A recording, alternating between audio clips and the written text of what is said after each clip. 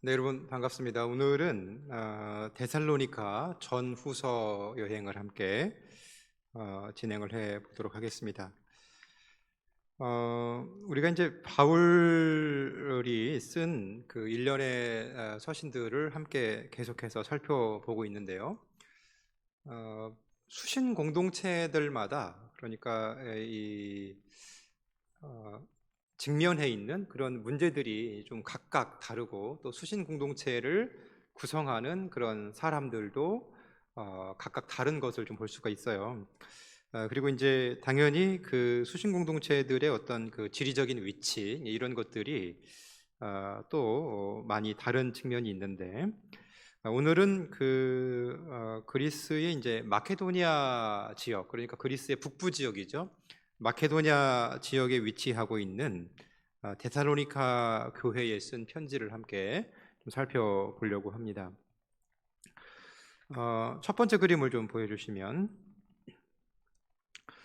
이 데살로니카라는 도시이지요. 보이시죠?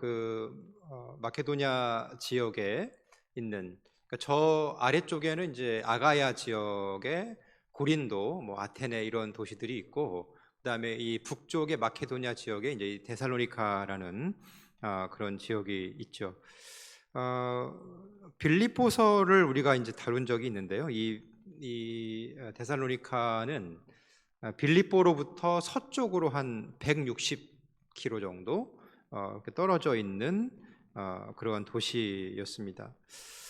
그 알렉산더 대왕의 그 장군이었고 또 알렉산더 아버지죠. 그 필리포스 2세의 사위였던 카산데르라는 그러한 장군에 의해서 기원전 316년에 건설된 도시가 이 데살로니가라는 도시입니다. 기원전 316년에 건설이 됐습니다. 이 카산데르의 아내의 이름이 누구냐면 데살로니케이아예요. 데살로니케이아. 그러니까 이 카산데르가 도시를 세우면서 아내의 이름을, 그러니까 데살로니케이아라는 그런 아내의 이름을 따서 데살로니카다 이렇게 이제 이름을 붙였고요. 그 후에 이제 그 기원전 146년에는 이 데살로니카가 아까 이제 그 그림에서 보시듯이 이런 마케도니아 지역에 위치해 있는데 이 마케도니아 지역의 수도가 되었습니다. 그래서 수도가 되어서 이제 중요한 역할을 했죠. 이 발칸 반도하고 그다음에 소아시아를 연결하는 그러한 그 주요한 도로가 에그나티아라는 도로인데요. 이제 이 에그나티아라는 도로의 중심이 되는 역할을 이 데살로니카가 했습니다. 그래서 행정 또 무역 수송 이런 것들이 어떤 그 중심지로서의 역할을 데살로니카가 했습니다. 그러니까 이제 그곳에 세워진 그러한 교회도 이런 1세기에 설립된 교회들 사이에서 그러한 그 주요한 역할을 했을 것으로 그렇게 추정이 되고 있고요. 또 이제 이러한 그 교회는 당연히 이제 그 바울의 선교 여정 속에서 이 데살로니카를 방문한 기록이 있는데 그런 과정 속에서 이제 설립이 된 것으로 이렇게 보여집니다.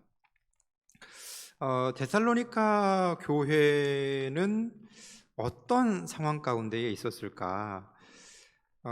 이 데살로니카에 대한 그러한 그 선교 장면이 사도행전 17장에 등장을 합니다. 사도행전 17장을 한번 찾아보세요. 사도행전 17장. 사도행전 17장 보시면 1절부터 언급이 되어 있죠. 사도행전 17장 이하를 보시면 1절부터 15절 사이에 이렇게 언급이 되어 있습니다. 한번 읽어볼게요. 데살로니카 선교 장면에 대한 누가의 기록이 이제 이 사도행전 17장의 기록이 되겠죠. 사도행전 17장 1절부터 15절까지 한번 읽어보겠습니다.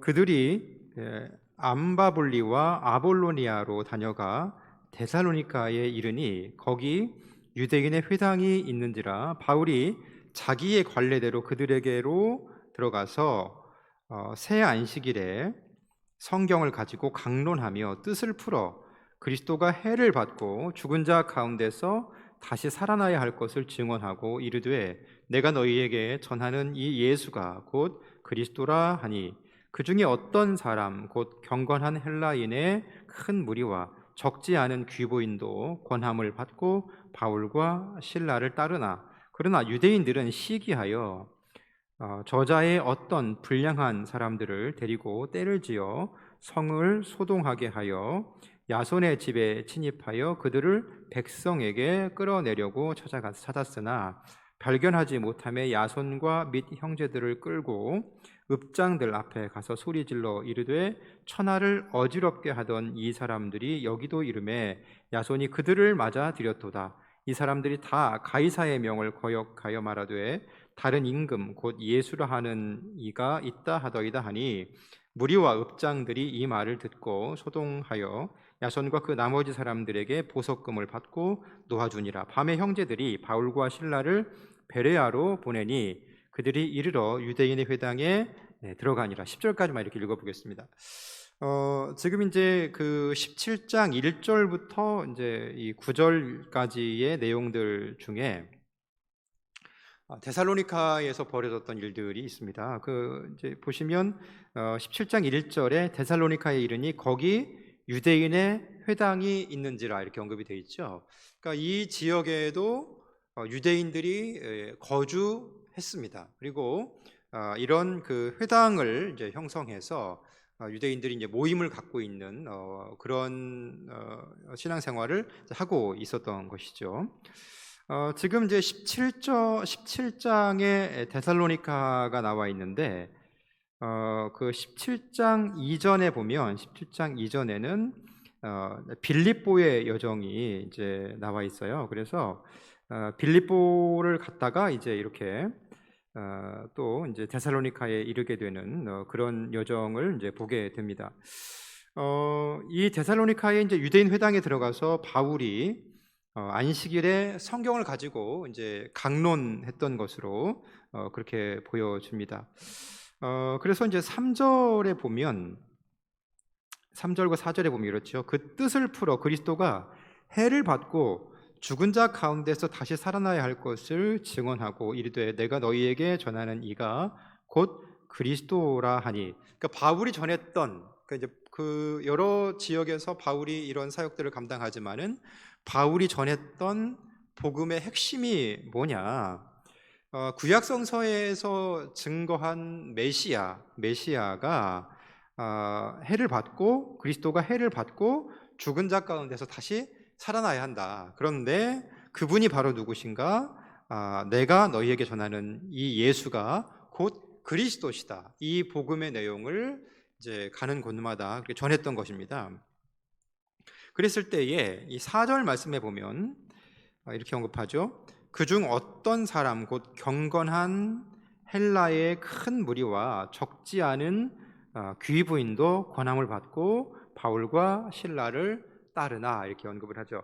지금 이제 유대인의 회당에서 가르쳤는데 그 복음에 대해서 반응을 했던 사람들은 누구냐? 반응을 했던 사람들은 누구냐면 4절에 보면 그 중에 어떤 사람 곧 경건한 헬라인의 큰 무리, 경건한 헬라인의 큰 무리. 그러니까 이방인들이 복음을 듣고 그렇게 이제 예수님의 제자가 되는 그런 일이 벌어졌고 또 적지 않은 귀부인들도 헬라의 그 귀부인들도 권함을 받고 바울과 실라를 따랐습니다. 그런데 5절에 보면 유대인들은 어떻게 했냐? 유대인들은 시기해서 이 저자의 어떤 불량한 사람들을 데리고 이제 이 야손의 집에 방문해서 야손을 이제 고소하고 그런 일들이 이제 있었던 것이죠. 그러니까 지금 이제 이 사도행전을 통해서 보는 이 데살로니가 교회의 모습은 어떤 것인가? 데살로니가 교회는 유대인들로 구성이 돼 있다기보다는 누구에 의해서 구성이 된 거예요? 그러니까 주로 이제 헬라인들에 의해서, 그러니까 이방인들에 의해서 구성이 됐던 것으로 그렇게 이제 보여집니다. 데살로니가 전서에도 그런 그 흔적들이 좀 남아 있어요. 예를 들면 데살로니가 전서 1장 9절을 보시면 데살로니가 전서 1장 9절을 보시면 이렇게 말하죠. 그들이 우리에 대하여 스스로 말하기를 우리가 어떻게 너희 가운데에 들어갔는지와 너희가 어떻게 우상을 버리고 돌아와서 살아계시고 참되신 하나님을 섬기는지와, 자, 이 부분에서 뭐냐면 너희가 어떻게 우상을 버리고 하나님께로 돌아와서 살아계시고 참되신 하나님을 섬기는지와, 이런 표현을 보면 우상을 섬겼던 사람들인 거죠. 데살로니가 교회의 교인들이 전에는 우상을 섬겼던 사람들인 거죠. 그러니까 이방인입니까? 유대인입니까? 이방인 크리스천들이었던 거죠. 그러니까 이런 흔적들을 좀 발견할 수 있고, 또 2장 14절부터 15절을 보면 이렇게 언급을 해요. 2장 데살로니가전서 2장 14절부터 15절을 보시면, 형제들아 너희가 그리스도 예수 안에서 유대에 있는 하나님의 교회들을 본받은 자 되었으니 그들이 유대인들에게 고난을 받은 것 같이 너희도 너희 동족에게서 동일한 고난을 받았느니라. 유대인은 주 예수와 선지자들을 죽이고 우리를 쫓아내고 하나님을 기쁘시게 하지 아니하고 모든 사람에게 대적이 되어 우리가 이방인에게 말하여 구원받게 함을 그들이 금하여 자기 죄를 항상 채우매 노하심이 끝까지 그들에게 임하였느니라. 자, 이 부분에서 보면은 14절의 후반절이에요. 그들이 유대인들에게 고난을 받은 것 같이 너희도 동족에게서 동일한 고난을 받았느니라. 그러니까 그들이, 유대인 크리스천들이 동료 유대인들에게서 고난을 받았던 것과 같이, 그런 것처럼 너희도 동족에게서 동일한 고난을 받고 있다, 이렇게 언급을 하고 있어요. 그러니까 그런 것을 보면 유대인들과 이 수신자 공동체인 데살로니가 교회를 구분하고 있죠. 그런 거를 보면 이들이 유대인들이에요, 이방인들이에요? 네, 이방인 크리스천들로 구성된 교회였다라는 것을 우리가 알 수 있습니다. 그래서 사도행전에 있는 그런 본문들, 또 이제 이 데살로니가 전서가 증거하고 있는 그런 여러 가지 힌트들을 참조해서 보게 되면, 그렇게 되면 이게 이제 이방인 크리스천들로 구성된 교회였다는 것을 그렇게 알 수가 있습니다.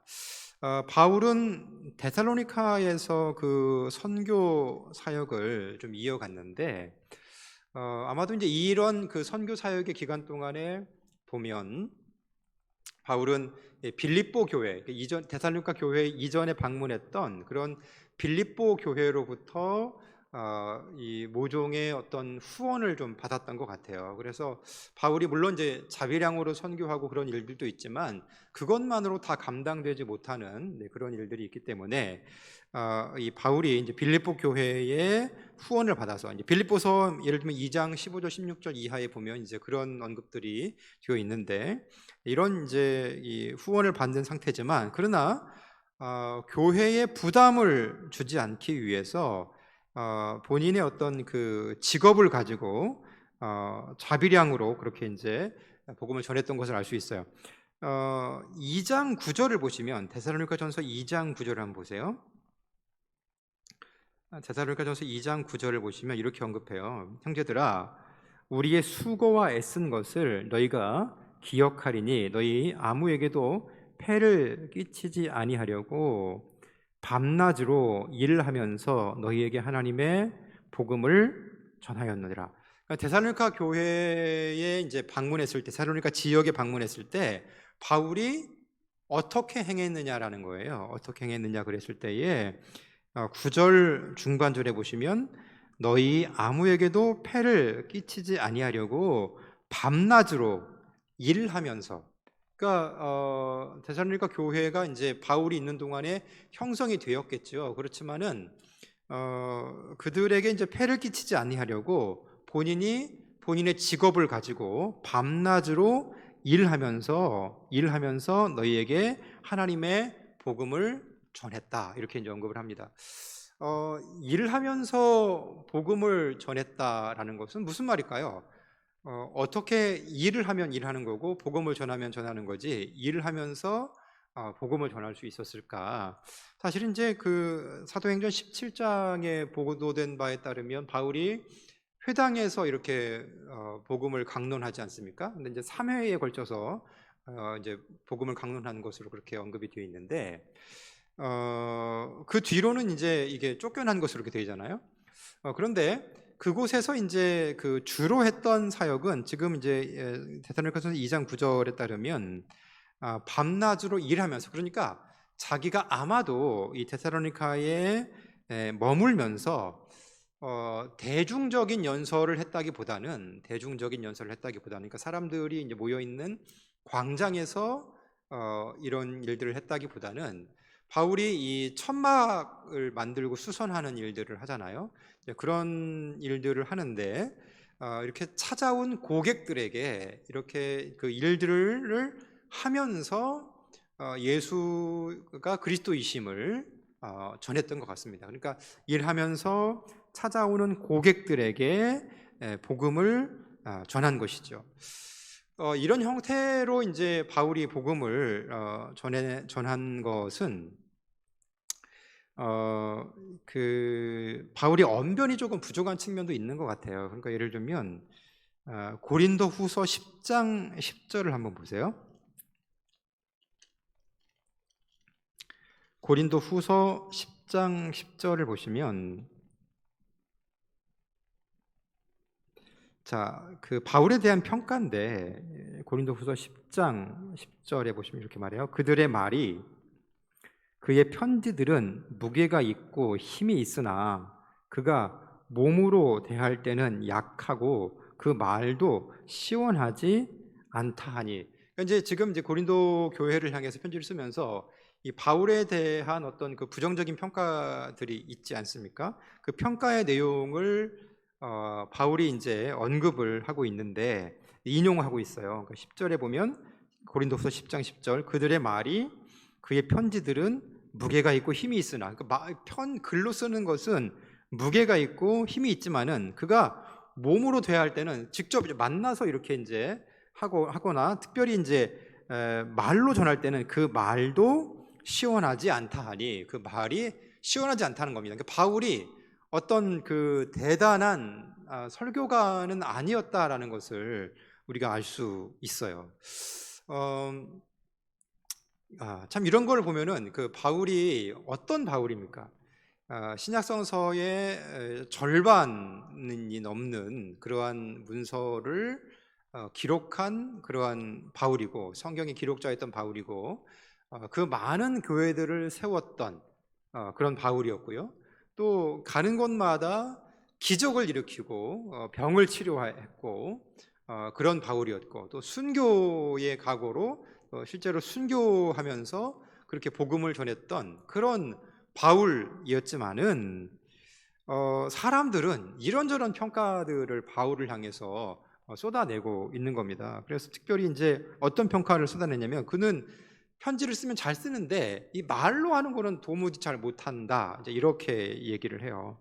이제 그런 걸 보면 이제 바울의 언변에 조금 어려움이 있었던 그런 측면이 있는 것은 이제 분명합니다. 그러니까 이런 측면들을 고려했을 때에 바울이 과연 그의 주요한 사역 중에 이제 많은 부분을 차지하는 부분이 대중 연설을 통해서 한 것이었을까라고 그랬을 때에 대중 연설보다는 바울이 자신의 일터에서 찾아오는 사람들에게 그렇게 복음을 전했을 가능성이 많이 있습니다. 그리고 이제 아까 이제 읽었던 그 사도행전 17장에 보시면 이런 그 회당에서도 강론을 하지요. 이건 좀 회중을 모아놓고 하는 것 아닙니까? 그런데 바울의 언변이 충분해요? 충분하지 않지요. 충분하지 않지만은, 그러나 그 가운데에 복음을 듣는 사람이 있습니까? 없습니까? 그 가운데에 복음을 듣는 사람이 있습니다. 있다라는 거예요. 많은 헬라의 무리들이 그 복음을 듣고 심지어 이제 교회를, 이렇게 베살로니가 교회를 세운 거 아닙니까? 그리고 많은 귀부인들도 그 말씀을 듣고 따라간 거예요. 그러니까 이 복음의 능력이라는 거, 물론 바울이 연약하고 조금 더 이 말로 웅변적으로 이렇게 잘 전했으면 좋겠지만은 그런 부분들이 없음에도 불구하고 이 바울의 영향력이 있었다는 것이죠. 고린도 교회뿐만 아니라 이런 이제 빌립보 교회, 여기 지금 오늘 다루고 있는 데살로니가 교회에서도 이렇게 이제 오는 사람들에게 이제 이렇게 복음을 전했을 때에, 자신의 고객들에게 사실 이제 복음을 전한 것이죠. 그랬을 때에 이들이 이제 복음을 듣고 믿게 되었고, 그리고 그들이 교회를 세우게 되는 그런 놀라운 역사가 일어난 것입니다. 그러니까 바울이 약점이 있지요. 약점이 있습니다. 연약함이 있습니다. 그러나 그걸로 주의 일을 하는 것은 아닙니다. 연약함이 있다 그래서 그것이 주의 일에 방해가 되는 것은 아니고 하나님이 하나님의 일을 해가는 것을 볼 수가 있습니다. 이렇게 이제 바울의 복음을 들은 데살로니가의 이방인들이 교회를 세우고 오늘의 이제 이 데살로니가 교회에 편지를 쓸 만큼 그런 교회를, 공동체를 만들어 갔다라는 것을 그렇게 이제 볼 수가 있습니다. 그러니까 이런 것들을 통해서 보면 오늘 우리가 이제 복음을 어떻게 전해야 하는가라는 것을 한편으로 보게 되는데, 그러니까 이제 그 노방에서 하는 것도 굉장히 필요한 부분입니다. 바울이 이제 회중 설교를 하고 또 이제 이 많은 사람들과 이제 이렇게 변론하기도 하고 그런 과정들이 있습니다. 그렇지만 또 한 가지 중요한 측면은 뭐냐면 이렇게 삶의 자리에서 우리가 만나는 사람들에게 우리가 매일매일 이제 만나고 교제하고, 특별히 바울은 누구에게 그렇게 한 거냐면 자신의 클라이언트들에게 한 겁니다. 자신의 고객들에게 복음을 전한 것이죠. 비즈니스 관계에 있는 사람들에게도 복음을 전한 것입니다. 그것이 무슨 능력이 있겠느냐, 그것이 무슨 힘이 있겠느냐 이렇게 생각할 수 있지만 그렇지 않다는 거예요. 그렇지 않고 그 말씀 안에, 그렇게 전하는 것 안에 바울이 언변이 있습니까? 바울이 언변이 없죠. 그러니까 아마도 서툴게, 아마도 더듬거리면서, 아마도 충분히 설득적이지 못하게 전했을 가능성도 있습니다. 있지만 그러나 그 말씀 가운데에 누가 역사하시느냐? 성령께서 일하시고 성령께서 역사하시는 것을 보게 됩니다. 그 역사를 통해서 이 데살로니가 교회가 세워진 겁니다. 바울이 이 천막 수선하고 천막 만드는 일을 하면서 자신의 고객들에게 전했던 그러한 이 복음을 통해서, 그 복음을 통해서 이 전파된 이 복음이 또 이제 이렇게 이 말씀을 들은 그런 헬라인들이 또 자신의 가족들에게, 친구들에게 전하지 않았겠습니까? 그렇게 전해진 사람들이 모여서 이 데살로니가 교회가 그렇게 형성되어 갔고 그러한 이 교회 공동체가 만들어져 갔다라는 것을 우리가 보게 됩니다. 그런 측면에서 오늘 우리도 우리가 이제 뭐 바울만큼 신학적으로 튼튼하지 않습니다. 절대로 그렇지 않은데, 그럼에도 불구하고 그렇게 우리 연약한 모습에도 불구하고 우리의 삶의 자리에서 만나는 사람들에게 그렇게 복음을 전하게 되면 그 가운데에 하나님이 일하셔서 주님의 교회가 형성되기도 하고 또 복음이 전파되기도 하고 그 복음을 들은 다른 사람을 구원하기도 하는 그런 놀라운 역사를 보게 됩니다. 저는 삶 가운데 그런 역사들을 종종 보게 되고요, 그런 경험하게 됩니다. 자, 그 다음 화면을 좀 보여주시면은, 그 다음 화면을 보여주세요. 자, 그 데살로니가 이 교회의 교인들 안에 조금 이제 그 문제 상황이 발생을 했습니다. 그게 뭐냐면 그 2장 14절을 보세요. 아까 읽은 본문인데 데살로니가전서 2장 14절을 보면 자, 이런 표현이 있어요. 아까 이제 그 2장 14절을 볼 때에는 그들이 이방인들이었다는 것을 이제 찾아보기 위해서 이 구절을 봤지만은 지금 이제 2장 14절 한번 보시면, 다시 한번 읽어볼게요. 형제들아, 너희가 그리스도 예수 안에서 유대에 있는 하나님의 교회들을 본받은 자 되었으니 이는 그들이 유대인들에게 고난을 받은 것 같이 너희도 너희 동족에게서 동일한 고난을 받았느니라. 지금 이제 이방인 크리스천들, 데살로니가 교회의 크리스천들이 어떤 문제 상황에 직면해 있습니까? 마치 유대인들이 유대인 크리스천들을 핍박했던 것처럼, 마치 유대인 크리스천들을 유대인들이 핍박했던 것처럼. 왜 핍박했을까요? 예수 믿는다는 이유로. 그들이 전통적으로 섬겨오던 그런 그 전통 가운데에서 벗어나서 이 나사렛 예수라는 사람을 그리스도라고 말하고, 그가 부활했다라고 그렇게 신앙 고백을 하고, 그가 메시아라고 하는 것을 이 동족 유대인들은 인정할 수가 없었던 것이죠. 그렇기 때문에 이 아주 격하게 이런 핍박을 이제 가했는데, 마치 이제 그런 것처럼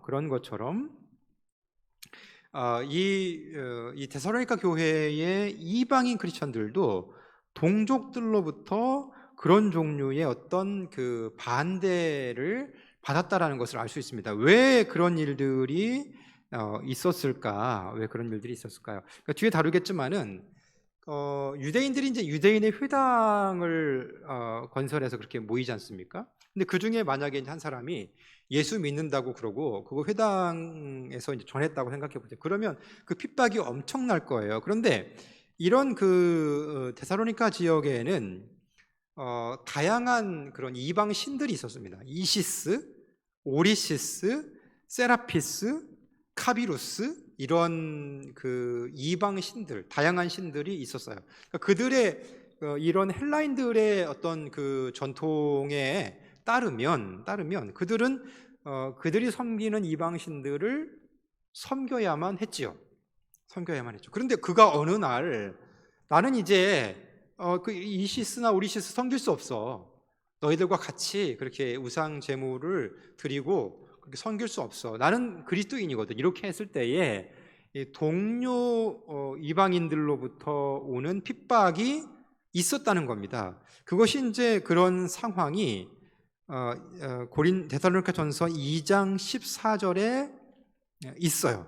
중반절에 보면 그들이 유대인들에게 고난을 받은 것과 같이 너희도 너희 동족에게서 동일한 고난을 받았느니라. 이런 표현을 통해서 보게 되면 그들이 이제 오늘 이런 그 동료들로부터 받는 그런 모종의 핍박이 있었다는 겁니다. 바울은 이미 이제 그런 부분들을 알고 조금 미리 언급한 부분이 있어요. 그 데살로니가전서 3장 4절을 보시면 이렇게 언급해요. 우리가 너희와 함께 있을 때에 장차 받을 환난을 너희에게 미리 말하였는데 과연 그렇게 된 것을 너희가 아느니라. 우리가 너희와 함께 있을 때에 장차 받을 환난을 너희에게 미리 말하였는데 과연 그렇게 된 것을 너희가 아느니라. 그러니까 바울이 복음을 전하면서 볼 때에 이 동족들로부터의 핍박이 있겠구나라고 미리 생각을 했던 것 같아요. 그리고 그들에게도 언지를 주었습니다. 많은 장차 받을 환난을 너희에게 미리 말하였다, 이렇게 얘기를 하잖아요. 미리 말하였는데 과연 그렇게 된 것을 너희가 안다, 이렇게 언급을 하고 있어요. 그러니까 이 데살로니가 교회의 교인들은 이렇게 이제 순탄한 가운데에 신앙생활을 했던 것이 아닙니다. 이방신들을 섬겼던 그러한 동료 유대인들에게, 이방인들에게, 동료들에게 그런 종류의 이제 이 고난을 받으면서, 그것이 만약에 이제 가족끼리의 문제였다 그런다면 그것도 굉장히 심각한 거였겠죠. 가족끼리 이제 부모님과 이제 만약에 자녀들은 믿는데 부모님이 예수님을 안 믿어요. 그러면 그런 종류의 문제가 이제 발생을 했겠고, 또 이제 사회적인 관계 속에 있잖아요. 직장 상사가 이렇게 이제 그 이방신을 섬기는데 이 사람 섬기지 않아요. 소문이 났으면 또 문제가 되겠죠. 이제 만약에 이제 비즈니스를 하고 있는데 이렇게 이제 또 그 비즈니스 관계에 있는 사람들이 이방 신을 섬기지 않고 저 사람 뭐 예수라는 사람을 그 신을 믿는다더라 뭐 이렇게 된다 그런다면 또 그 사회에서 문제가 발생할 수 있었을 것입니다. 그런 종류의 문제가 이 데살로니가 교회에 그 이방인 크리스천들에게 있었던 거예요. 그런데 그 와중에도 이들은 이제 믿음을 지키고 또 그 가운데에서도 하나님께 소망을 두고 그 믿음을 잘 유지했던 그런 충성스러운 그런 사람들로 남아 있었던 것 같습니다. 그러니까 오늘 우리의 신앙 양태와 조금 비슷한 측면들이 있죠. 특별히 이제 요즘 이제 이 코로나 시대를 지나면서 예수 믿는다는 것이 참 그 부담스럽게 느껴질 수도 있어요. 그렇지만은 어쨌든 그러한 상황 가운데에서도 이 데살로니가 교회의 성도들이 그 믿음을 잘 지키고 유지해 온 것을 본문을 통해서 보게 됩니다. 자, 그 다음 화면을 좀 보여주시면요.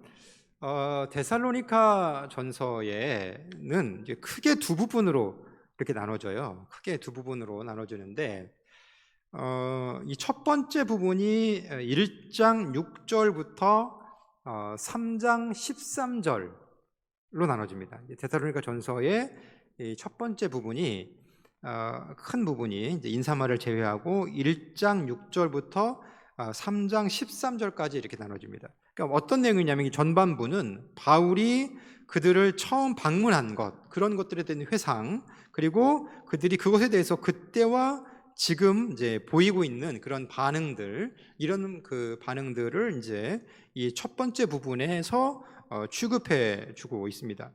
두 번째 부분이 4장 1절부터 5장 22절까지의 말씀인데요. 데살로니가 전서가 두 부분으로 나눠졌는데 앞에 부분은 이제 처음 방문한 것, 그때의 반응, 지금의 반응 이런 것들을 언급하고 있고 두 번째 부분이 4장 1절부터 5장 22절까지인데 데살로니가의 그리스도인들에게 그들의 행위와 믿음 뭐 이것들과 관련해서 여러 가지 이제 조언들을 해 주고 있습니다. 그래서 이제 이 데살로니가 전서가 이제 이렇게 구성이 되고 이 뒷부분은 축도, 그다음에 바울을 위해서 기도해 달라 이런 부분들이 이제 5장 23절부터 25절, 그다음에 끝맺음 이것이 이제 26절부터 28절 이렇게 구성이 되어 있습니다. 데살로니가 전서를 보실 때에 크게 두 덩어리로 되어 있구나. 앞에 덩어리는 이 교회를 처음 방문했던 것들에 대한 회상, 그다음에 여러 가지 반응들에 대한 언급을 하고 있고 이 뒷부분들은 이 데살로니가 교회의 성도들의 어떤 행위와 믿음에 대한 그러한 부분들을 다루고 있구나라는 것을 알 수가 있습니다. 그 다음 화면 보여주시면은 그래서 이제 우리가 잠깐 취급해 볼 것은 이 서신서의 두 번째 부분입니다. 4장 1절부터 이제 5장 22절까지의 내용들인데 여기에서 이제 이 데살로니가 교인들의 어떤 그런 행위와 또 믿음과 관련된 그러한 조언들을 하고 있죠. 특별히 우리가 이제 그 주목해서 봐야 될 부분이 있어요. 좀 독특한 부분인데 이게 충분히 다른 서신서에서 잘 안 다뤄지는 부분인데 4장 그 1절부터 8절을 한번 읽어보겠습니다. 4장 1절부터 8절 한번 읽어보겠습니다. 4장 1절부터 8절 읽어볼게요. 이제 4장 1절부터 8절이 어디에 속해 있는 거예요? 서신서의 두 번째 부분이고 그 데살로니가 전서가 크게 두 덩어리로 나눠져 있는데 이 두 번째 덩어리 부분에 속해 있는 부분이고 그들의 생활에 대한 어떻게 살아야 되는지에 대한 조언이 담겨 있는 그런 부분이라는 거죠. 근데 4장 1절부터 8절 보시면 그러므로 형제들아 우리가 끝으로 주 예수 안에서 너희에게 구하고 권면하노니 너희가 마땅히 어떻게 행하며 하나님을 기쁘시게 할 수 있는지를 우리에게 배웠으니 곧 너희가 행하는 바라 더욱 많이 힘쓰라. 우리가 주 예수로 말미암아 너희에게 무슨 명령으로 준 것을 너희가 아느니라. 하나님의 뜻은 이것이니 너희의 거룩함이라. 곧 음란을 버리고 각각 거룩함과 존귀함으로 자기의 아내 대할 줄을 알고 하나님을 모르는 이방인과 같이 세욕을 따르지 말고 이 일에 분수를 넘어서 형제를 해하지 말라. 이는 우리가 너희에게 미리 말하고 증언한 것과 같이 이 모든 일에 주께서 신원하여 주심이라. 하나님이 우리를 부르심은 부정하게 하심이 아니요 거룩하게 하심이니 그러므로 저버리는 자는 사람을 저버림이 아니요 너희에게 그의 성령을 주신 하나님을 저버림이니라. 아멘. 예수님을 이제 믿은 믿고 그리스도인들이 되었는데 하나님께서 주 예수를 통해서 그들에게 주신 명령이 뭐냐라는 거예요. 어떤 명령을 그들에게 주셨는가? 어떤 명령을 그들에게 주셨는가라는 거죠. 그랬을 때에 지금 2절 말씀에 보시면 이렇게 말해요. 우리가 주 예수로 말미암아 너희에게 무슨 명령으로 준 것을 너희가 아느니라. 무슨 명령으로 너희가 준 것을 너희가 안다라는 것이죠. 자, 그러면서 3절 말씀이에요. 여러분, 하나님의 뜻이 뭘까요? 3절 말씀 보면 이렇게 얘기를 하죠. 하나님의 뜻은 이것이니 너희의 거룩함이라. 하나님의 뜻이 무엇이라고 얘기를 하냐면 그것은 우리가 거룩함을 유지하는 것, 그것이 하나님의 뜻이라는 것입니다. 우리가 오늘 거룩하게 살아가는 것이 하나님의 뜻이라는 거예요. 그러니까 우리를 향한 하나님의 선명한 뜻이 뭐냐? 여러 가지 이제 개인적인 어떤 하나님의 뜻과 계획들이 있으실 겁니다. 우리 삶 안에 또 개인적인 구체적인 어떤 그 목표들, 또 주신 사명들이 각각 다를 거예요. 그러나 가장 보편적으로 오늘 우리의 삶 가운데에 하나님이 원하시는 매우 선명한 그 뜻이 무엇이냐? 그것은 우리가 거룩해지는 것이라는 것이죠. 이 거룩함이 무엇인지를 3절 이하에서 부연해주고 있어요. 뭐냐면 3절 후반절에 보시면 음란을 버리라는 거예요. 음란을 버리고 각각 거룩함과 존귀함으로 자기의 아내 대할 줄을 알고. 그러니까 지금 이제 이 크리스천들의 성적인 생활에 대한 내용들을 선명하게 이제 권면하고 있어요. 그러니까 세상의 음란에 빠지지 말 것을 말하고 있고, 그렇게 하지 말고 거룩함과 존귀함으로 자신의 아내를 대하라는 겁니다. 이방인들은 어떠냐면 5절에 보시면 이방인들은요, 하나님을 모르는 이방인과 같이 세욕을 따르지 말라는 거예요. 세욕을 따르지 말라는 겁니다. 그래서 지금 7절 말씀에 다시 한번 우리의 부르심에 대해서 얘기해요. 뭐냐면 7절 말씀에 하나님이 우리를 부르심은 부정하게 하심이 아니요 거룩하게 하심이다 라고 그렇게 말씀합니다. 그러니까 오늘 우리가 주님의 뜻 가운데에 온전히 살아내고 있는가 그렇지 않은가를 판단할 수 있는 하나의 잣대를, 하나의 기준을 이렇게 보여주고 있는데, 그것은 뭐냐면 거룩함이라는 겁니다. 거룩함이라는 것이죠. 그러니까 하나님도 내가 거룩하니 너희도 거룩하라 이렇게 말씀을 하셨어요. 하나님의 성품 중에 아주 고유한 성품은 뭐냐면 거룩함입니다. 하나님의 그 거룩함이에요. 하나님이 거룩하시니까 오늘 우리도 거룩해야 하고요. 이렇게 거룩하게 살아간다는 것은 뭐냐면 음란에 빠지지 않고 또 이방인들과 같이 세욕을 따르지 않는 것입니다. 아까 언급했던 그러한 그 이시스나 오리시스, 세라피스, 그리고 카비루스, 이런 이방 제의들의 특징은 뭐냐면 그러한 어떤 그 성전 제의를 통해서 그 음란한 일들이 같이 병행됩니다. 그러니까 이런 것들이 사실은 사람들이 굉장히 자극적이었겠죠. 신을 섬길 뿐만 아니라 그것이 육체적인 쾌락과 연결이 되어 있기 때문에 굉장히 이제 그것이 이제 보편적으로 인정이 되었을 때에는 쉽게 빠져들 수 있는 그런 종류의 아주 세상적이고 세속적이지만 그러나 사람들에게는 매력적인 그런 종교로 다가왔을 수 있습니다. 그런데 그렇게 하지 말라는 겁니다. 이방신 섬기는 것처럼 그렇게 하지 말고 이방인들과 같이 그렇게 하지 말고 거룩하라. 이것이 이제 이런 그 성도의 본분이다. 우리를 부르신 하나님의 뜻이 이것이다라고 그렇게 이제 보여집니다. 그러니까 오늘 우리가 예수님 안에서 주님의 길을 온전하게 걸어가고 있다라는 그러한 증거는 무엇이냐면 오늘 우리가 거룩하게 살았는가, 오늘 스스로를 돌아봤을 때에 우리가 거룩하게 살았는가, 이것이 이제 우리의 시금석이 되는 것이죠. 이 말씀을 기억해야 합니다.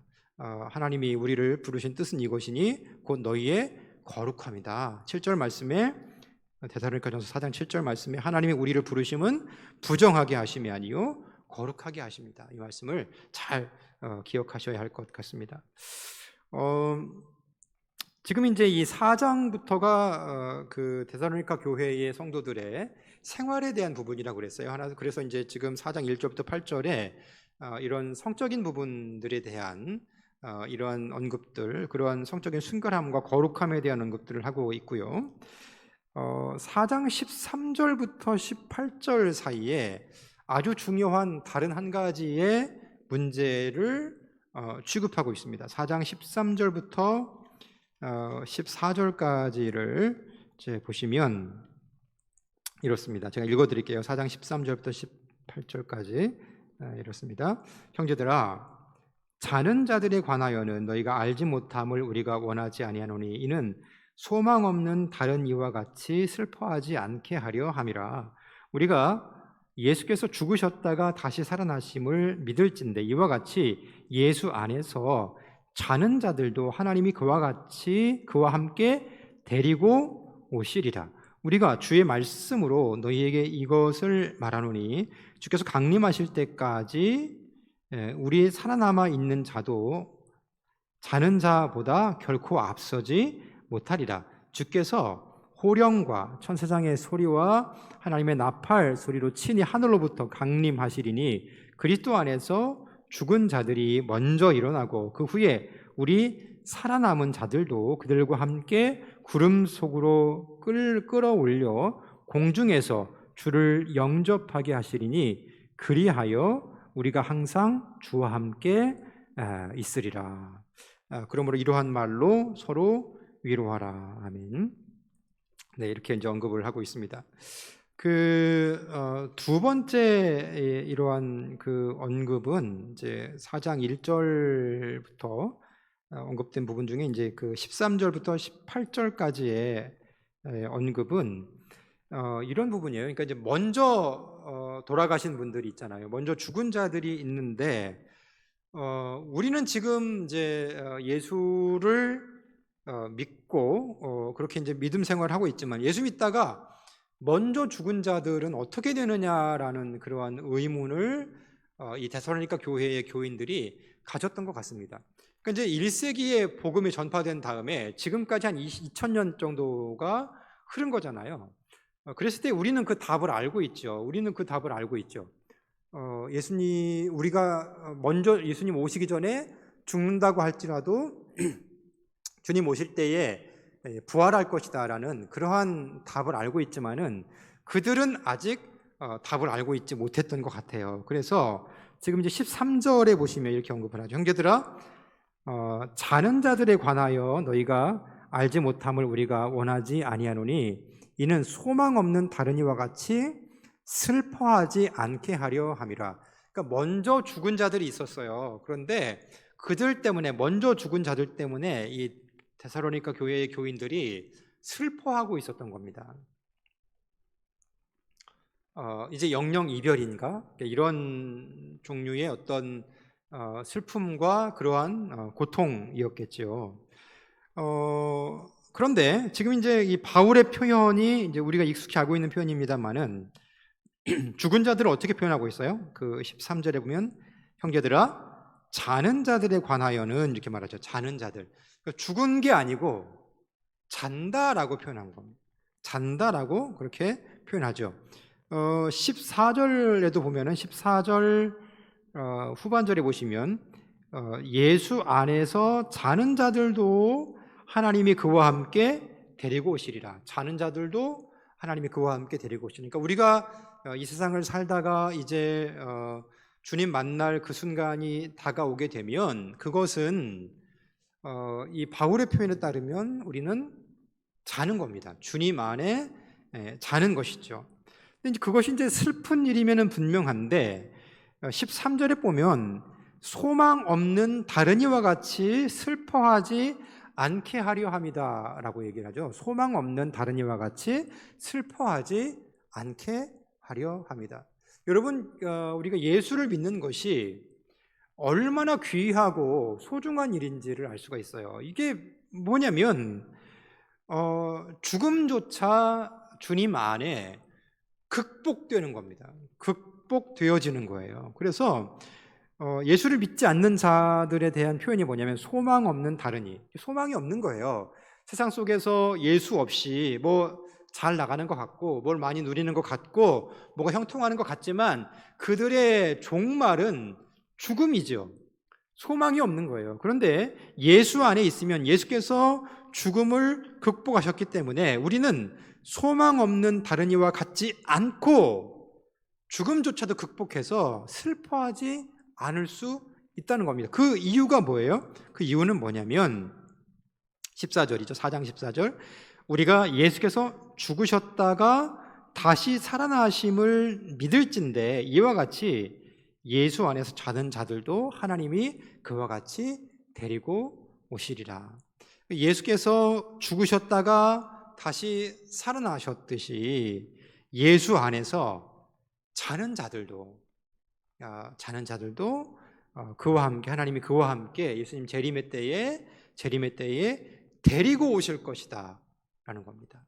그러니까 여러분, 이 말씀에 따르면 주님이 오시는 그날에 예수 안에서 잠드신 우리의 할아버지, 또 뭐 고조 할아버지, 증조 할아버지, 이런 분들, 할머니들, 이런 분들을 주님의 때에 다시 볼 수 있다라는 것이죠. 그렇게 말씀하고 계십니다. 그러니까 우리가 걸어가는 삶의 여정은 결국 주님의 삶의 여정을 이제는 반복하게 된다는 거예요.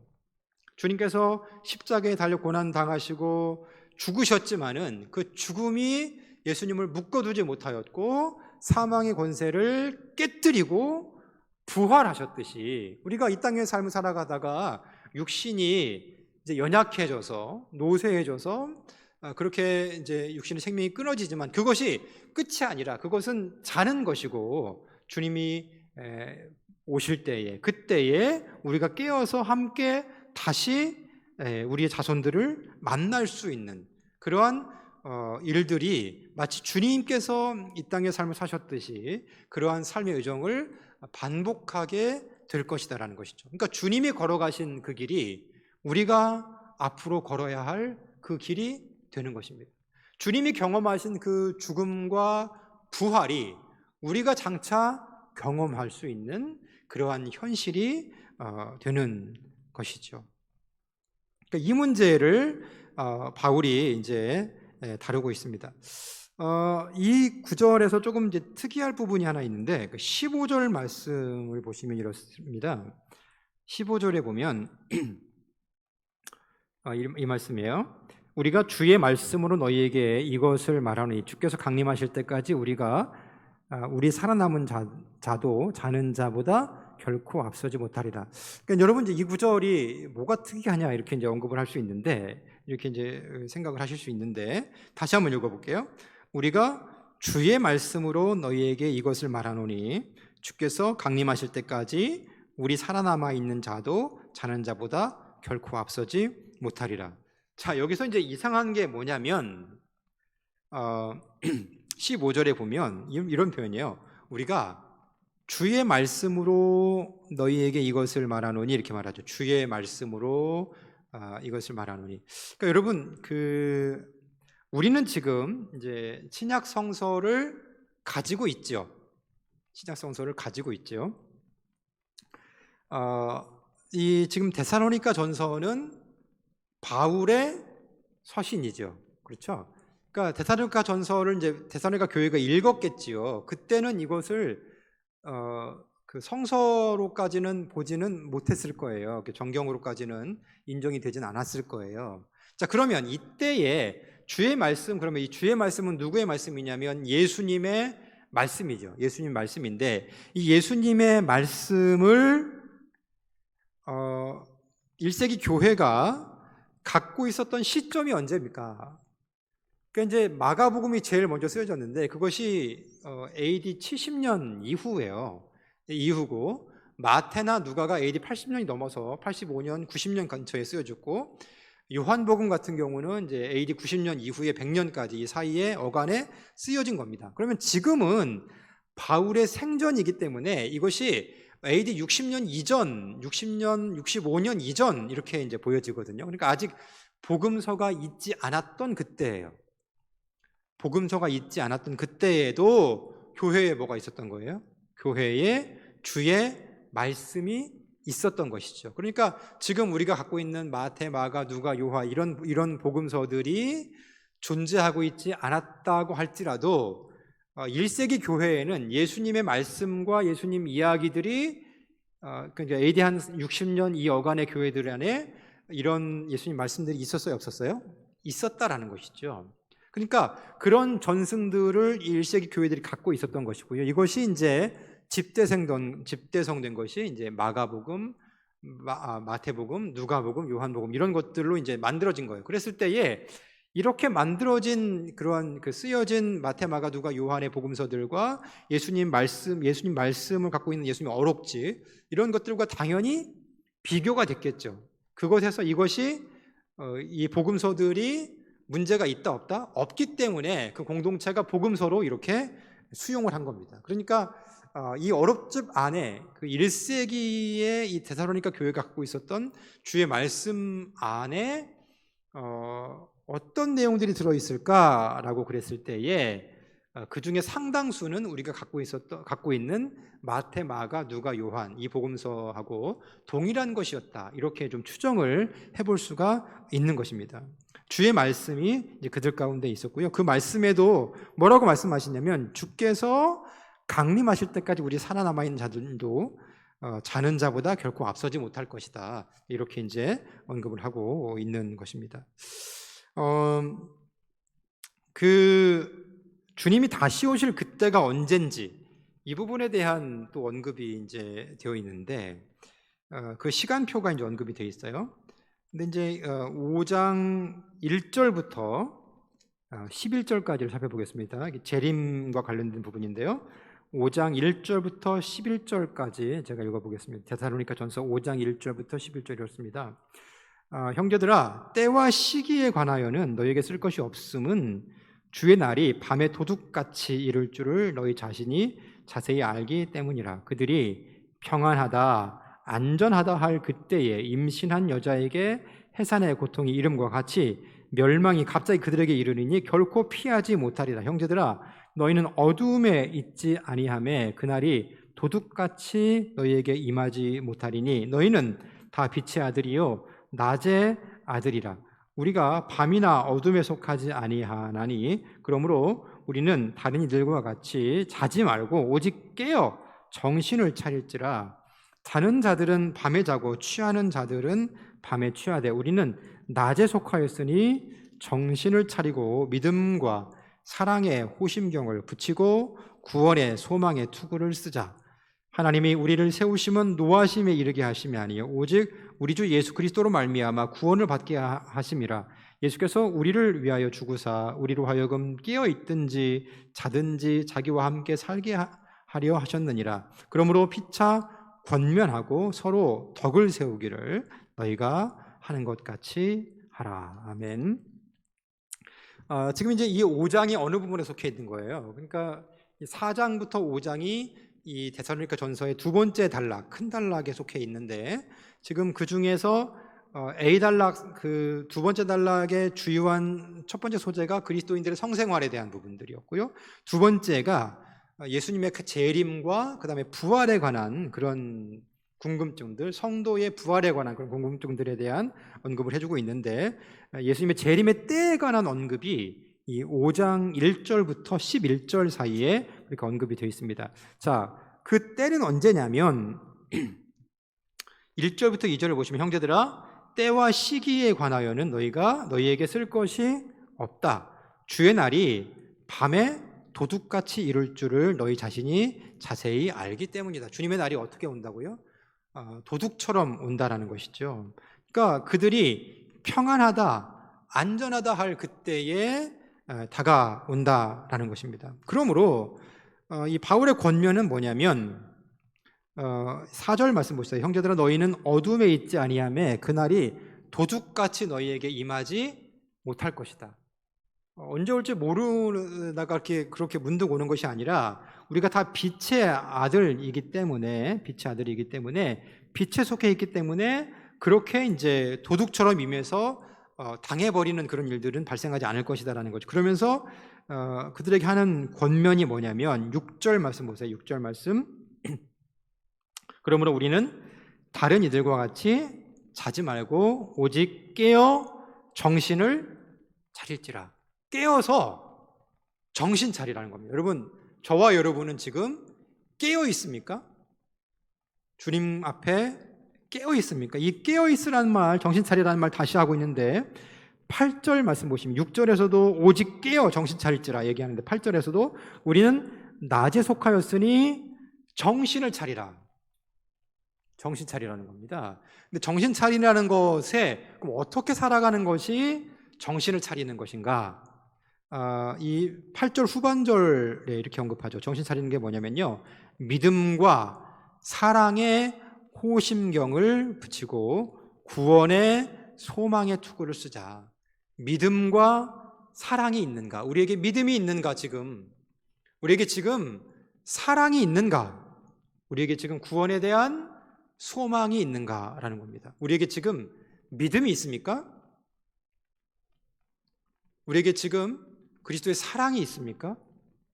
우리에게 지금 구원의 소망이 있습니까? 이것이 있는 것이 깨어있는 것입니다. 그래서 다른 말로 지금 10절에 보시면 이렇게 표현해요. 뭐냐면 예수께서 우리를 위하여 죽으사 우리로 하여금 깨어있든지 자든지 자기와 함께 살게 하려 하셨느니라. 그러니까 깨어있는다는 건 뭐냐면 다시 말하면 주님과 함께 있는 겁니다.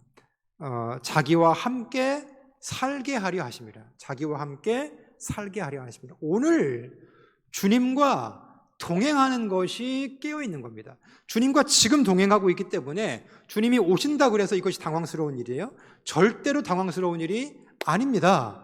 주님과 지금 동행하고 있다면 절대로 그것이 당황스러운 일이 아닙니다. 정리하면 그래서 정신 차리라는 말은 뭐냐면 우리에게 지금 믿음이 있는가? 우리에게 지금 소망이 있는가?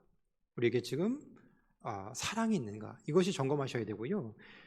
다른 말로 표현하면 주님과 함께 지금 동행하고 있는가? 이것이 깨어서 정신 차리라라는, 정신 차리고 있는 그런 상태를 가리키는 것입니다.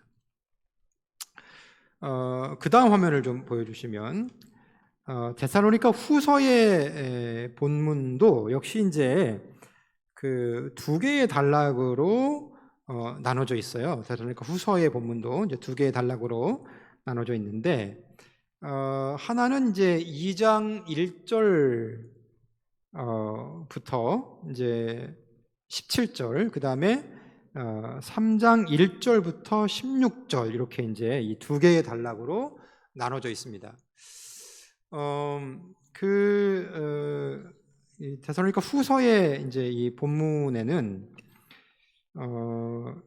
그 전반부는 이제 교훈적인 측면, 그 다음에 후반부에는 보다 이제 훈계적인 측면, 이제 이런 측면이 조금 이제 강조되어서 언급이 되어 있는데, 특별히 이제 그 데살로니가 후서의 2장 1절부터 12절 사이에는 2장 1절부터 12절 사이에는 재림이라는 주제를 계속해서 다루고 있습니다.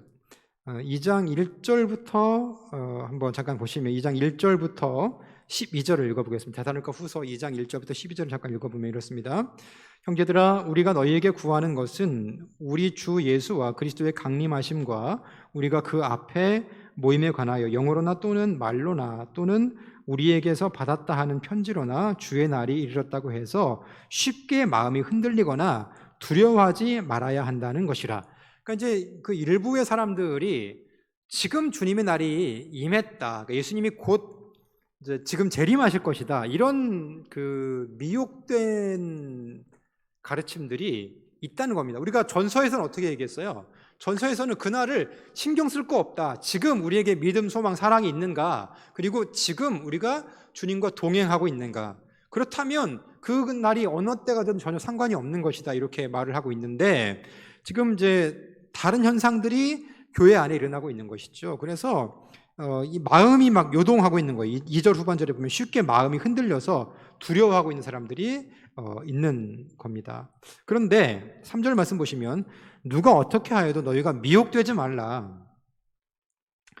주님이 오실 때 어떤 현상이 있냐면 먼저 배교하는 일이 있고 저 불법의 사람 곧 멸망의 아들이 나타나기 전에는 그날이 이르지 아니할 것이다. 그러니까 이 적그리스도가 나타나기 전에는 지금 이제 불법의 사람 혹은 멸망의 아들이라고 불리우는 그런 사람들이 나타나기 전에는 그리스도가 오실 것이 아닐 것이기 때문에 지금은 그것을 염려할 필요가 없다. 이제 이런 내용들이 이제 이렇게 언급이 되어 있습니다. 그래서 이제 9절에 보시면 2장 9절 데살로니가 후서 2장 9절에 보시면 악한 자의 나타남에 대해서 얘기를 하고 있죠. 악한 자의 나타남은 사탄의 활동을 따라 모든 능력과 표적과 거짓 기적과 불의의 모든 속임으로 멸망하는 자들에게 있으리니 이는 그들이 진리의 사랑을 받지 아니하여 구원함을 받지 못함이라. 이러므로 하나님이 미혹의 역사를 그들에게 보내사 거짓 것을 믿게 하심은 진리를 믿지 않고 불의를 좋아하는 모든 자들로 하여금 심판을 받게 하려 하심이라. 이렇게 언급을 해요. 적그리스도가 먼저 활동을 하고 나서야 그 다음에 그리스도가 오실 것을 그렇게 얘기하고 있고요. 자, 3장 1절부터 16절 사이에 이제 두 번째 것을 다루고 있는데 그 두 번째의 주요한 내용들, 특별히 이제 보시면 6절부터 15절 사이에 이제 언급을 하고 있습니다. 3장 6절부터 읽어보면 이렇습니다. 형제들아, 우리 주 예수 그리스도의 이름으로 너희를 명하노니 게으르게 행하고 우리에게서 받은 전통대로 행하지 아니하는 모든 형제에게서 떠나라.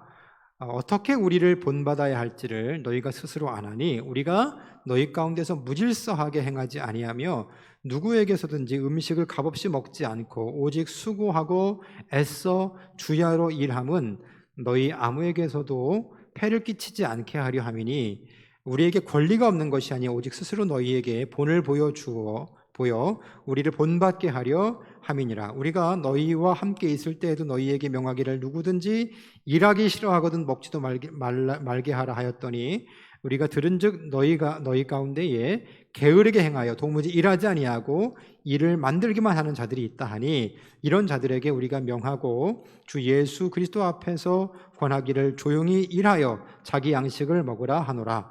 형제들아, 너희는 선을 행하다가 낙심하지 말라. 누가 이 편지에 한 우리 말을 순종하지 아니하거든 이 사람을 지목하여 사귀지 말고 그로 하여금 부끄럽게 하라. 그러나 원수와 같이 생각하지 말고 형제같이 권면하라. 지금 이제 3장 6절부터 15절 사이에서는 이 게으름을 경계하고 있습니다. 그래서 주의 일을 감당하라는 겁니다. 그리고 낙심하지 말라는 거죠. 3장 13절에 보시면 형제들아, 너희는 선을 행하다가 낙심하지 말아라. 게으르지 말고 낙심하지 말고 주의 일을 끝까지 감당해라. 이렇게 이제 데살로니가 후서의 두 번째 단락에서 언급을 하고 있습니다. 오늘 데살로니가 전 후서를 이렇게 살펴봤는데요. 정리하면 이제 이렇습니다. 데살로니가라는 그러한 도시는 우리가 잘 아시듯이 에거나티아 도로의 중심이 되는 그런 위치에 있고요. 그 다음에 이 아가야 지역 위에 있는 이 마케도니아라는 지역의 수도로서 있었습니다. 그곳에 많은 유대인들이 이제 있었고요. 그렇지만은 데살로니가 교회는 이방인들 중심으로, 바울의 복음에 의해서 이방인들 중심으로 세워진 그러한 교회였다는 것을 우리가 알 수 있습니다. 그들이 이방신을 섬기다가 다시 이제 그리스도를 섬기는 그렇게 개종을 했기 때문에 동료들로부터 많은 어려움을 당하는 그러한 이 고난의 상황 가운데에 직면해 있었던 것으로 그렇게 보입니다. 데살로니가 전서하고 이제 후서로 이제 이렇게 구성이 되어 있는데, 데살로니가 전서도 크게 두 단락, 데살로니가 후서도 크게 두 단락으로 이렇게 나눠져 있는데요. 데살로니가 전서의 앞단락에서는 바울이 이제 이 데살로니가를 방문했을 때의 그러한 회고와 그다음에 그들과 관련된 일들에 대해서 언급을 하고 있고, 데살로니가 전서의 후반부에서는 그들의 어떤 신앙생활에 대해서 권면하고 있는데, 다루고 있는 첫 번째 문제가 거룩함에 대한 문제입니다. 성적으로 정결한 것. 두 번째 문제가 예수님의 재림과 관련된 그러한 문제고요. 데살로니가 후서도 크게 두 단락으로 나눠져 있는데 2장과 3장이 이렇게 이제 크게 두 단락으로 나눠져 있습니다. 2장에서는 그리스도의 재림이라는 주제를 계속해서 다루면서 지금 막 그리스도가 재림했다 이런 소식들이 막 있었나 봐요. 그런데 그거 아니고 적그리스도가 먼저 나타나야 한다라고 말하기 때문에 지금은 그때가 아니다라고 그렇게 얘기를 해주고 있고요. 이 두 번째 단락에서는 게으르지 말고 낙심하지 말고 주의 일을 끝까지 감당하라고 그렇게 권면을 하고 있습니다. 여러분, 1세기에 많은 어려움 가운데에서도 이 데살로니가 교회의 교인들이 믿음을 지켜냈고요. 그리고 특별히 이제 그리스도에 대한 소망으로 이 길을 갈 것을 이제 바울이 계속해서 지속적으로 권면하고 있습니다. 특별히 오늘 이제 인상적인 것은 바울이 데살로니가 교회에 이제 권면하면서 깨어 있을 것을 그렇게 권면하고 있습니다. 오늘 우리에게 믿음이 있는가? 우리에게 사랑이 있는가? 우리에게 소망이 있는가? 그리고 주님과 동행하고 있는가? 이러한 깨어 있는 신앙을 갖고 계셔서 주님 오시는 그날까지 주님과 동행하고 또 그 영광의 길을 끝까지 걸어가시는 우리가 될 수 있기를 축복합니다. 오늘 데살로니가 전후서 여행 여기까지 진행하고 마치도록 하겠습니다. 감사합니다.